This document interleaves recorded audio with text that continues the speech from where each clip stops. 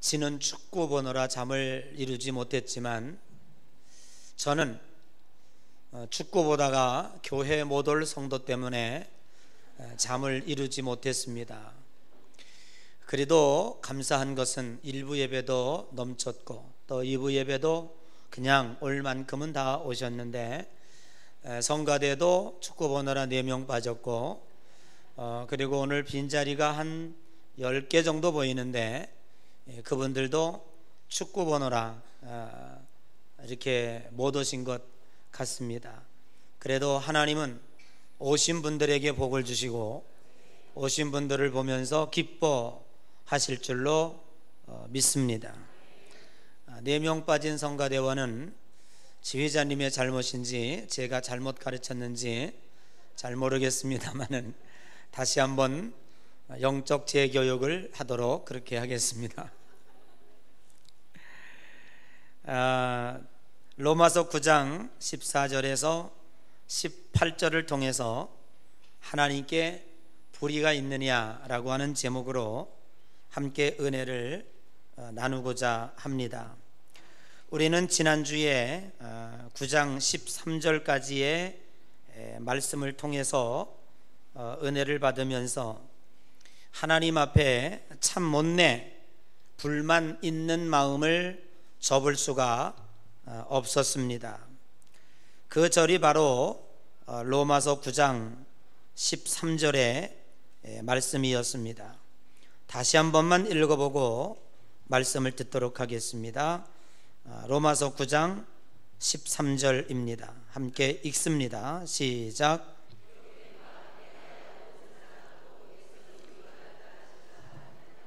아멘. 이스라엘이라고 하는 독특한 민족 공동체 가운데 장손으로 태어나는 것과 그리고 차남으로 태어나는 것과의 신분 차이는 하늘과 땅 차이라고 들 수가 있습니다. 그런데 장남으로 태어났음에도 불구하고 장남이 받는 혜택을 받지 못하고 장남으로 태어났음에도 불구하고 그는 하나님 앞에서 이름조차 올리지 못하는 불행함을 겪은 사람이 에서라고 하는 사람입니다. 그런데 오늘 13절 말씀에 하나님은 이렇게 이야기합니다. 내가 야곱은 사랑하고 에서는 미워하였다 라고 단정지어서 말씀하고 있습니다. 내가 야곱은 사랑하고 에서는 미워하였다. 그 다음에 뭔가 하고 싶은 말씀이 있는 것 같아요. 뭔가 뒤에 따라오는 말씀이 있는 것 같아요. 뭐 같아요, 여러분? 다시 한번 해볼까요? 자, 내가 야곱은 사랑하고 에서는 미워하였다. 그 다음 뭐 같아요? 나올 말이. 내가 잘못한 거 있냐? 또 느낌이 뭐 같아요? 에? 다시 한번 해볼게요. 잘 생각해 보세요. 내가 야곱은 사랑하고 에서는 미워했다. 다음 무슨 말 같아요? 아니야. 어쩔래? 자 보세요. 하나님이 이러시는 것 같아요. 내가 야곱은 사랑하고 그래 에서를 미워했다. 어쩔래? 라는 것과 같은 표현을 13절로 끝을 맺고 계신다 그 말이에요. 우리는 이 말씀에 하나님이 어쩔래? 라고 하는 투로 이렇게 단정지어서 말씀하시는 것들 때문에 사실은 못내 불만이 있었습니다. 아무리 천지를 창조하신 하나님이라고 할지라도 어떻게 순서를 뒤바꿔 놓으시냐 그 말이에요. 여러 군데서 토기장이의 비유를 들어 설명하고 있지만 토기장이가 통일을 만드는데 어떤 것은 간장종지만한 조그만 걸 만들고 어떤 것은 아주 큰 그릇으로, 보기 좋은 그릇으로, 고려 청자나 이조백자 같은 아름다운 그릇으로 만들어 내었습니다. 그러면 그 질그릇이 토기장이한테 왜 나는 간장종지만한 거 만들고 왜 쟤는 저렇게 볼만한 아름다운 큰 그릇으로 만들었냐, 그렇게 말할 수 있냐? 라고 우리를 하나님의 말씀에 설득하고 있지만 우리는 우리로서 할 말이 있다고 말이에요. 그러면 하나님 앞에 이렇게 얘기할 수 있겠죠. 하나님은 우리들에게 토기장이의 비유를 들어서 할 말이 없다고 말하지만 그러면 우리가 톡입니까? 우리가 저 인격도 없고 의지도 없고 감정도 없는 그냥 흙에 불과합니까? 라고 우리는 말할 수 있을 것입니다. 하나님은 일찍이 이 세상을 창조하실 때에 마지막 날에 하나님의 형상을 닮은 인간을 창조하셨고, 그리고 인간에게 만물을 다스리고 정복하라 명하시며 그 권리와 능력도 부여해 주셨습니다. 그래서 우리는 자타가 생각하고 인정하듯이 만물의 영장으로서 그래도 우리는 이 세상을 자부심을 가지고 살고 있습니다. 그런데 어찌하여 우리를 토기에 비유하시면서 내가 야곱을 사랑하고 에서를 미워했다, 어쩔래, 뭐 이런 식으로 우리들에게 말씀하시는 것은 합당하지 않습니다 라고 우리는 하나님 앞에 불만을 표현할 수 있다, 그 말이에요. 그렇지만 오늘 우리는 말씀을 잠시 접어두고 불만스러운 마음과 이해하지 못하는 마음을 잠시 내려놓고 우리는 여기서 다시 한번 믿음이라는 것에 대하여 강조해보고 다시 한번 돌아보아야 하리라고 믿습니다. 혹시 여러분들이 기억하실는지는 모르지만 믿음은 두 가지 믿음이 있습니다. 여러분들이 예양교회에 등록한 성도라면 이 정도는 알아야 합니다. 혹시 다른 교회 다닌다면 묻지 않겠습니다. 이렇게 분명하게 정확하게 이해하는 사람도 많지 않고 그렇게 설교해 주는 사람도 별로 없습니다. 그런데 제가 지금까지의 하나님의 말씀의 결론으로 보면 믿음은 두 가지라는 거예요. 하나는 구원받는 믿음과 생활의 믿음이 있습니다.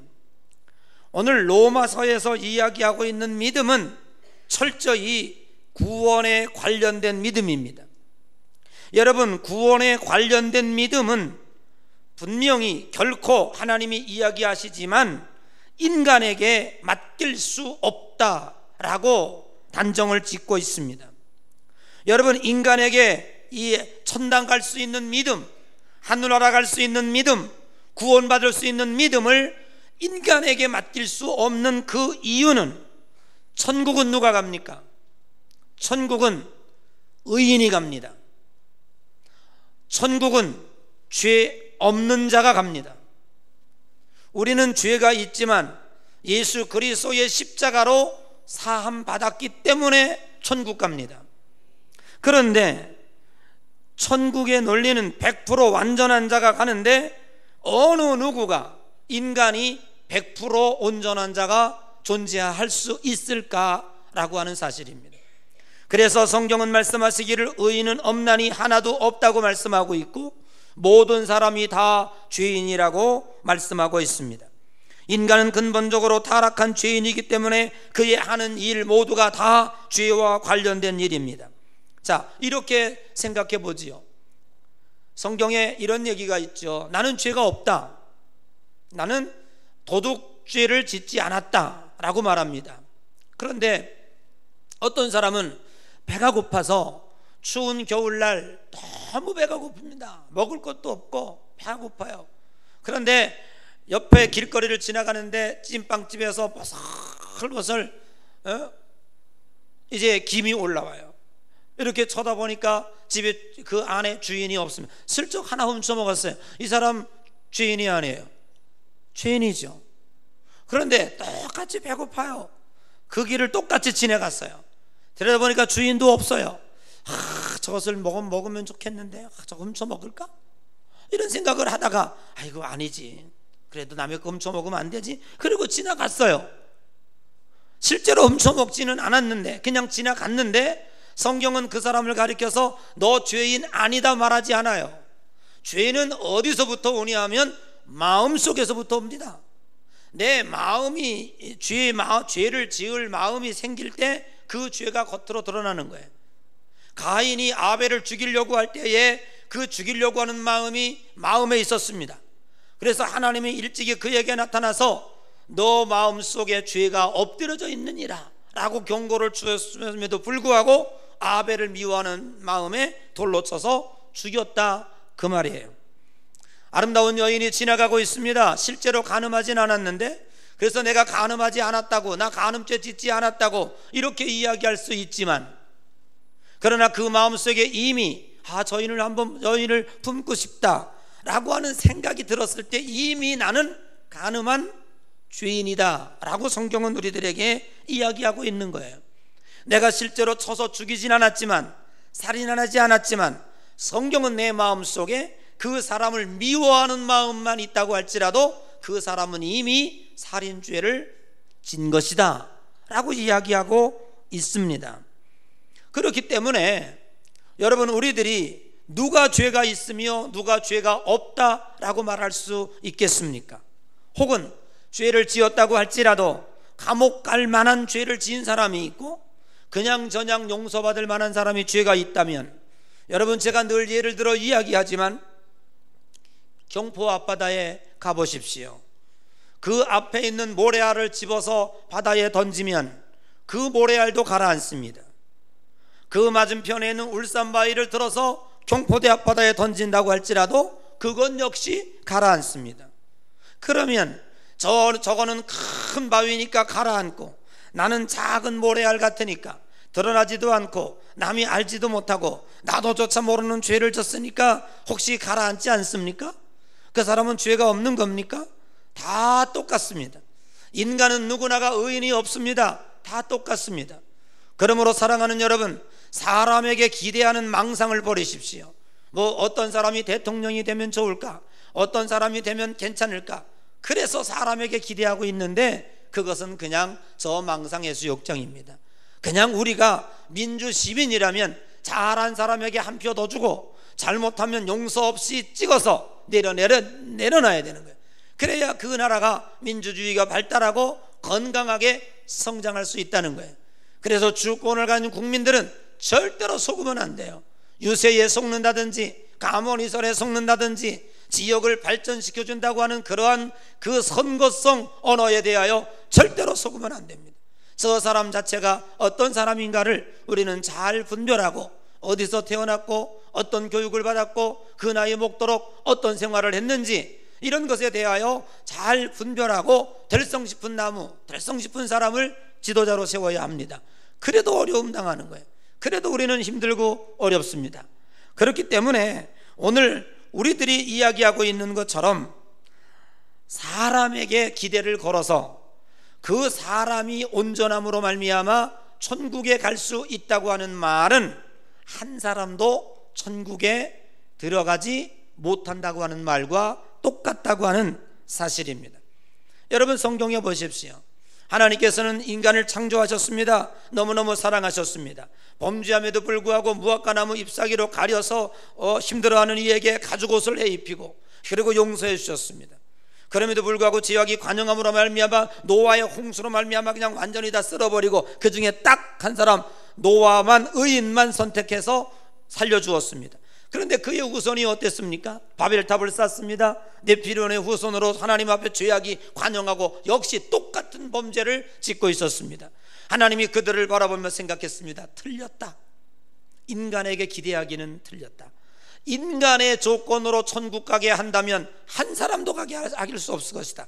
그래서 성경은 창세기 12장을 쓰기 시작합니다. 갈대아 우르에서 살고 있던 아브라함을 부르시고, 그리고 내가 너를 복의 근원 되게 할 것이고 강성한 민족이 되게 할 것이고, 너를 축복하는 자에게 축복하고 너를 저주하는 자에게 내가 저주하리라. 너는 갈대아 우르를 떠나라. 아무것도 할 것 없어. 너는 그냥 떠나라. 그래서 아브라함이 갈 바를 알지 못하고 하나님의 약속을 믿고 떠났더니 믿음의 조상이 되었다. 여러분, 창세기가 우리들에게 끊임없이 이야기하는 게 뭐냐면 아브라함의 믿음 때문에 이삭을 준 거 아니에요. 그는 이미 불신임으로 이스마엘을 낳았습니다. 아브라함 믿음 때문에 믿음의 조상이 된 것이 아닙니다. 성경은 이렇게 얘기하고 있습니다. 아브라함이 믿음의 조상이 된 것은, 아브라함이 100세에 이삭을 낳은 것은 하나님이 그에게 하신 약속으로 말미암아 되어진 것이니라. 아멘.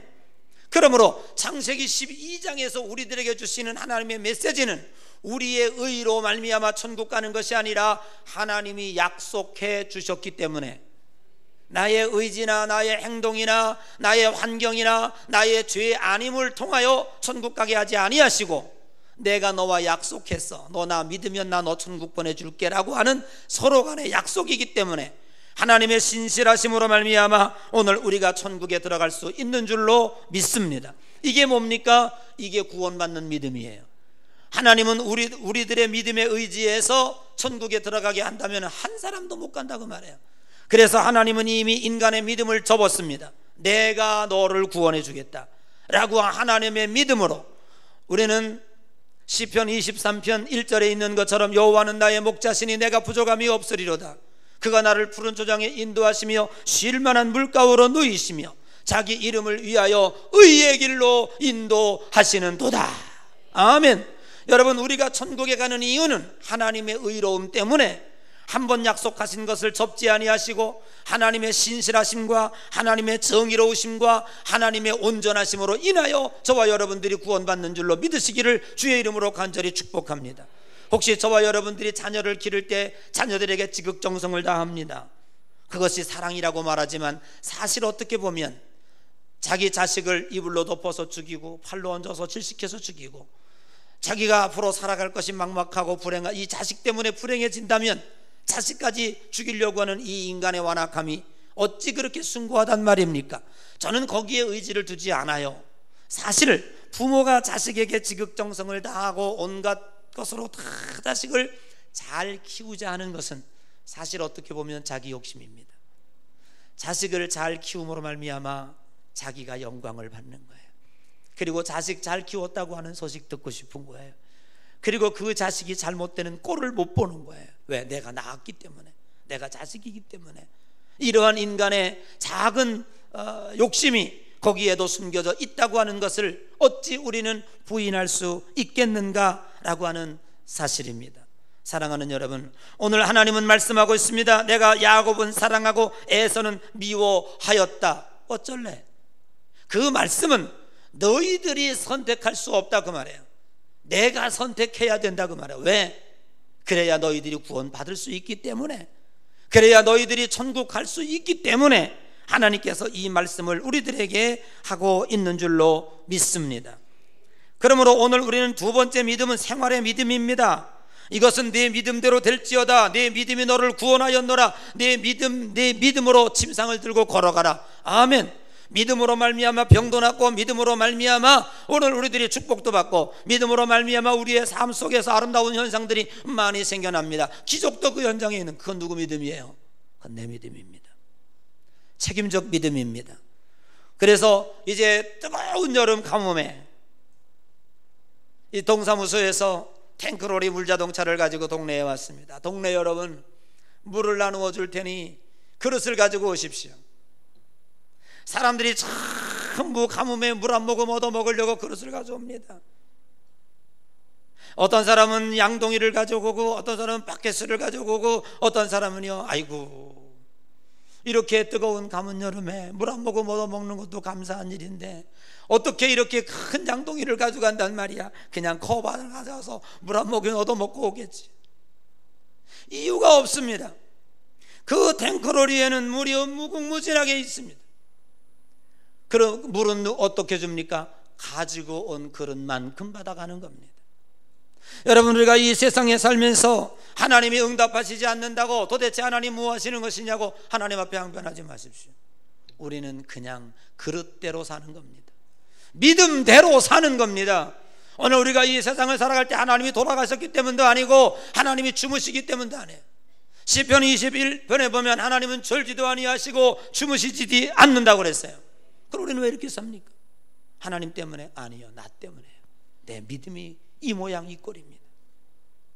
뒤집어졌다가 엎어졌다가 안달 떨어졌다가 바가지 떨었다가 별짓 다 합니다. 하나님이 축복을 주려고 기도 막 했어요. 그래? 축복 줘야지. 그리고 하나님 들고 축복 줘러 왔는데 그릇 지가 다 깨버렸어. 박살을 내버렸어. 하나님이 도로 쑥 가지고 올라가. 또 힘들다고 기도 안 해. 그냥 주야 축복해달라고 그냥 하나님이 귀찮아가지고 그냥 축구 보느라고 교회도 하는 주제에 그냥 그러면 지 하나님의 백성이니 어떻게 가서 하나님이 그래서 그냥 먹다 남은 떡이라도 주려고 그냥 천사를 시켜가지고 그냥 야야 저 인창동에 말이야 축구 보느라고 그냥 주일도 안 지키는 저 못된 저 아무개 저 이 집사 김 집사 있는데 말이야 내가 저 안 주려고 하다가 너무 간절하다야. 그러니까 갖다가 좀 주어라 그러거든. 천사가 하나 그거 가지고 내려왔어요. 와 뭐이 그릇 딱 깨버렸네. 지가 안 된다는 거예요. 하나님 나 안 사랑해 깨고 나는 이제 안 믿을래 깨고 아이고 난 지가 다 깨버렸어요. 그래서 천사가 쭉 가지고 올라가서 하나님 못 주고 왔어요. 왜요? 그릇 딱 깨시오. 그래 그럼 놔둬라. 그러면 뭐 지표랍도 나중에 또 그러겠지. 또 기도해 그냥 결승 보느라고 안 오고 준결승 보느라고 안 오고 또 안 오는 거야. 그냥 날씨 좋다고 안 오고 그냥 뭐 침묵해 간다고 안 오고 옆 사람 쳐다봐. 그 사람이 이리 삐지고 저리 삐지고 별짓 다 안 오다가도 또 간절히 기도해. 그러니까 하나님이 미워도 다시 한 번이라고 또 갖다 주는 거야. 또 가지려고 내려왔는데 또 깨버렸네. 지가 엎어졌다 뒤집었다 막 또 다 깨는 거야. 안 된다 뭐 나는 소용없어. 나 같은 건 뭐 별 볼 일 없어. 죽어야 돼 살아야 돼. 안 죽어 그래도 또 열심히 가라. 이런 짓을 평생 하고 여지껏 왔지 않았냐 이 말이에요. 옆 사람 쳐다봐. 그 사람이 그 사람이지. 뭘 하나님이 복을 안 주고 싶겠어. 어찌 자기 자식에게 독생자라도 십자가에 못 박아 죽였거늘 너희들에게 뭘 더 사랑하지 않겠냐 말이에요. 우리 그릇이 그 모양 그 꼴이니 안 주는 거예요. 우리는 생활의 믿음에 세 가지 법칙이 있습니다. 심는 대로 거두는 믿음이고, 두 번째는 행한 대로 갚으시는 믿음이고, 세 번째는 그릇만큼 받는 믿음입니다. 이 믿음의 법칙에서 하나님은 한 번도 벗어나 본 적이 없어요. 내게 있는 모든 것 드린다고 하면서 20년 30년 내내 1,000원짜리 헌금하면서도 아까워하는 주제에 뭘 하나님 앞에 아낌없이 드린다고 합니까? 그것이 정말로 하나님 앞에 온전한 신앙이라고 여러분 생각하십니까? 곰곰이 자기 자신을 생각해 보세요. 여러분이 하나님인들 여러분에게 복 주시고 싶겠습니까? 그런 그릇에다가 하나님의 엄청난 복을 담아 보겠습니까? 아닙니다. 담을 수도 없을 뿐더러 하나님은 그렇게 어리석지 않다고 하는 사실을 오늘 우리는 생각해 보아야 합니다. 그리고 부모가 자식에게 뭘 주실라 하면 이 자식이 과연 이것을 통해서 복이 될지 저주가 될지를 생각합니다. 이제 중학교 졸업한 놈이 오토바이 250cc 사달라고, 나도 저 옆집 청년처럼 싱싱 달려보겠다고, 그게 말이 되는 일입니까? 제가 처음에 교문교회에서 교육전사 할 때 우리 교회에 처음 나왔던 교문사거리 최고 부자가 있었어요. 고등학교 졸업하자마자 외아들, 아주 독자 외아들 오토바이 외제 사달라고 졸라. 오토바이 사서 그날로 나가서 선포대 박아가지고 내가 그거 나중에 그냥 아이고 하나님 나 목사 안 되면 안 돼요. 내가 어떻게 이 깨진 머리 갖다가 수습하고 그 흩어진 해골 갖다가 아우 막 토하고 그걸 붙잡고 우는 어머니가 뭐라는지 아세요? 내가 잘못했다. 사주는 게 아니었는데, 오토바이 사주는 게 아니었는데. 그리고 부부가 거기서 자식 끌어안고 산산이 흩어진 머리 붙잡고 우는 그 모습이 나는 아직도 생생해요. 하나님이 바보입니까? 여러분 인간을 믿을만 해야죠.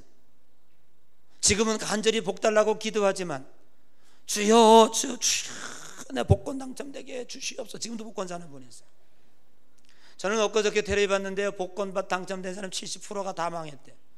엊그저께 240억 당첨된 사람이요, 다 알거지 돼가지고 빚쟁이 돼가지고 사기죄로 들어갔대. 엊그저께 나 방송에서 봤어요. 네. 그렇게 되는 건데 하나님이 주겠어요? 오토바이 사주면 나가서 막살 날 텐데 사주겠어요? 좀 구할 만한 걸 구하고, 그릇 만들어 놓고 구하고, 축복 받아서 이걸 가지고 진짜 복 주면, 우리 감독님 그냥 해외 선교하는 게 꿈인데 지금도 돈이 없어 치앙마이 그냥 그 정선교사 그냥 거기다 놓고 그냥 그거 산종 내려오는 대로 기숙사 지어달라고 난리를 치는데 돈이 없으면 못 줘주고 있잖아요. 아이고 내가 그거 하겠습니다. 진짜 한다면 왜 안 주겠어요? 근데 할 것 같아요? 쳐다봐. 해요 안 해요? 뻥치지만 안 해요. 안 알아요. 여러분에게 100억 지금 하나님이 당첨됐다? 기도할 때는 뭐 우리 교회 좁아가지고 앉을 자리도 없고 오는 사람 들어가 이렇게 미안한데 하나님 우리 목사님 그냥 마지막 최후의 꿈이 교회 하나 짓는 건 나 못 주고 은퇴할 것 같아. 못 짓고 그냥 내 하나 져드리고 나는 조금 한 10억 가지고 살게요. 이렇게 기도했죠? 아닙니다. 딱 당첨되는 순간 마귀 들어갑니다. 누가 그랬어요? 아나니아 삽비라 보세요. 전 재산 드린다고 그랬죠? 딱 팔아놓고 보니까요, 어이구 어마어마한 돈이 들어왔어요. 반쪽만 숨기고, 부부가 또 그런 데는 또 회의를 잘해요. 합심해요. 합심해. 믿음 생활 잘하는 데는 합심이 안 돼요. 이 사람아 적당히 믿어. 미치광이처럼 믿지 말고. 가끔 빠지는 거야. 뭘 그렇게 맨날 그 부흥회도 가고 새벽기도 가고. 합의가 안 돼. 부부지간에 믿음은 합의가 안 되더라. 저희 아버지가 그랬어요. 자기 담임 목사님한테는요, 어디 가는 거 싫어하는데 날 보러 가끔 수요일 날 내려오래. 옛날에 전사 때. 야, 뭐 맨날 있어야 되냐? 가끔 내려오지. 장로님이 자기 자식은 소용없어요. 안 돼. 합의를 했잖아요. 그래도 반만 갖다 딱 갖다 베드로 앞에 나서 베드로가 다 아니야? 네. 그 자리에서 죽었어. 그 다음에 부인이 또 들어와. 야, 니네 이거 재산 다 아냐? 네. 그냥 죽었어. 그걸 우리들에게 보여줬어요. 저는 옛날에 어느 교회라고 지금 얘기하면 다 알지만은 제가 늘짜 얘기했어요. 체육관 앞에 있는 교회가 조그만 처가집 같은 교회였어요. 거기 장로님이 신실한 장로님이 계셨는데 늘 기도했어요. 하나님, 그때는 주택복권이야. 지금처럼 또 로또가 아니야. 주택복권 당첨되면요 하나님의 귀 찍겠습니다. 진짜 당첨됐다? 그때 당시 80만 원이야. 40 몇 년 전에. 엄청난 돈입니다. 근데요 안 바치는 거야. 목사님이 찾아 신방 갔다. 장로님 약속하지 않았습니까? 바쳐야지요. 그랬다? 난 용기 없어서 못해. 그 목사님 용기가 있는 것 같아. 진짜 11조 안 하는 분에게, 집사가 11조 안 하잖아. 11조 해야지. 이 집사 안 하면 되겠어. 이런 말 해야 되잖아. 저는요 마음이 어려서 못해. 제가 못해도 성령이 하시는 거 잘 들으세요. 아멘. 좀 띄워놓고 드리지 말고. 저분이 그런가 봐. 근데 진짜요, 가서 얘기했다? 그랬더니요, 여러분 사탄이 들어가니까 야 사람이 강팍해지는 거야. 이 장로님이요 강팍해진 거야. 그래가지고 목사님, 거기에 장로님이 대빵이니까 장로교인데, 목사님 가시오. 다 그랬어. 그래가지고 목사님이 승질나서 나가서 개척하셨다. 구리시에서 제일 큰 교회 됐어. 개척했다. 그리고 그 장로님은 거기 교회에서 창피하니까 못 입고 백령동가 어딘고 가셨다. 가가지고 2, 3년 만에 돌아가셨어요. 그때 엄청난 주택복권 80만 다 쓰지도 못하고. 근데 여러분 얼굴이 새파랗게 질려 계십니까? 여러분 안 죽여 괜찮아. 또 복권 당첨 안 됐잖아. 아니 내가 뭘 얘기하려고 그러면 인간 아닙니다. 되지 않아요. 하나님이 안 계시기 때문에. 왜 저는 이렇게 생각해. 왜 내가 믿는 하나님은 다르고 여러분 믿는 왜 다를까? 아니요, 하나님은 안 달라요. 우리 믿음이 달라. 그릇이 달라. 조금만 편하면, 조금만 등 따시고 배부르면 교회 가기 싫고 아파트 세채 사고 자동차 외제차 사고 저쩌고 그래서 자꾸 딴 생각만 하잖아요. 그렇게 안 된다고요? 실제로 그렇게 될 수밖에 없어요. 그래서 제가 엊그저께 어떤 목사님이 했어요. 적당히 가난한 게 복이다. 적당히 가난한 게 복이다. 돈도요 적당히 있는 게 복이야. 이게요 너무 많으면 인간은 누구나 다 어려워져요.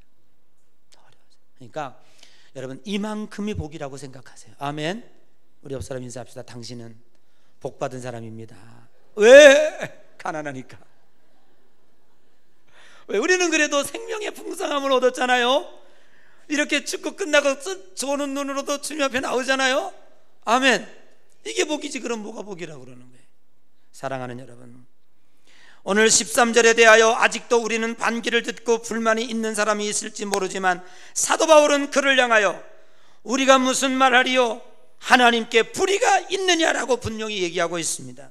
오늘 사도 바울은 하나님께 대한 확고한 믿음이 있었습니다. 바울은 하나님의 신실함과 하나님의 공평하심을 언제나 믿고 있었습니다. 언제나 그랬듯이 하나님은 완전하십니다. 하나님은 퍼펙트하십니다. 어린아이와 아이가 무엇을 하겠다고 싸우고 있는데 어린아이가 하는 대로 하면 다 망합니다. 그래도 어른이 하는 대로 해야죠. 하나님의 생각은 우리 생각과 달라 하늘이 높음같이 땅의 깊음같이 절대로 우리는 하나님의 생각을 넘어설 수가 없습니다. 그냥 하나님께 맡기고 내가 하나님 손 잡고 가려고 하지 말고, 그래서 필요할 때 하나님 손 놓았다 붙잡았다 하지 말고 넌지시 순종하는 마음으로 하나님께 손들이며 하나님 나는 부족합니다. 나는 이렇게 연약합니다. 내 손 잡고 가주세요 하고 주님께 맡기는 여러분 되시기를 주님의 이름으로 간절히 축복합니다. 그래서 우리는 16절 이하의 공동번역이 너무 확실하게 나타나요. 이건 여러분 성경하고 달라요. 공동번역에 16절을 이렇게 얘기하고 있습니다. 하나님의 선택을 받고 안 받는 것은 하나님의 의지나 인간의 의지나 노력에 달려있는 것이 아니다. 이게 공동번역에서 하는 거예요. 오직 하나님의 자비에 달려있는 것이다. 아멘. 그러므로 오늘 우리들이 하나님 앞에 구할 것은 주여 내게 자비를 베풀어 주시옵소서, 하나님 내게 긍휼을 베풀어 주시옵소서, 그 기도밖에 할 게 없다.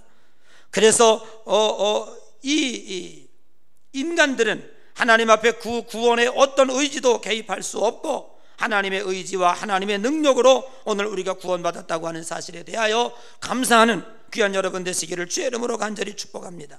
그래서 공동번역의 18절에 이렇게 말씀하고 있습니다. 이렇게 하나님께서는 당신의 뜻대로 어떤 사람에게는 자비를 베푸시고 어떤 사람에게는 완고하게 하심이니라. 아멘. 그 어떤 사람이 누구냐 그 말이에요.